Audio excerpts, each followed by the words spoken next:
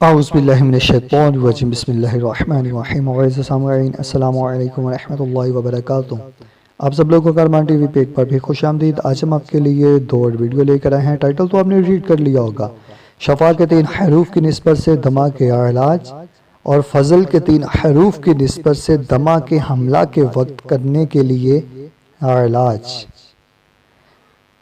Video की तरफ बढ़ने से पहले आप हमारे चैनल को सब्सक्राइब कर दें और घंटी का बेल को प्रेस कर दें ताकि मेरे नए आने वाली वीडियो सबसे पहले आपको मिले। नंबर 1, रोज़ाना 3 या 5 खजूरें धो कर खाकर ऊपर से गर्म पानी पी लीजिए।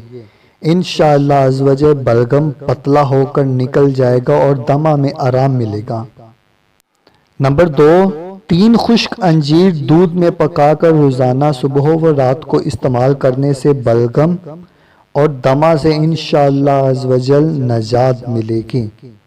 नंबर 3, रोज़ाना गाजर का रस पीने से इंशाअल्लाह अज़्वजल दमा में आराम मिलेगा।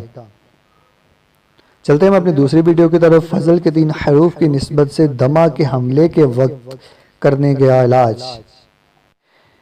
नंबर 1, हल्दी और सौंठ यानी सूखी हुई अदरक का थोड़ा सा चूरन शहद के साथ ले लीजिए। इंशाअल्लाह अज़्वजल दमा में राहत मिलेगी। नंबर 2, एक पका हुआ केला आग की लो पर गर्म कर लीजिए, फिर छील कर यानी पीसी हुई काली मिर्च छिड़क कर खा लीजिए। नंबर 3, 2 चम्मच अदरक का रस शहद के साथ इस्तेमाल कीजिए। इंशाअल्लाह अज़्वजल इससे भी आपको फ़ायदा होगा।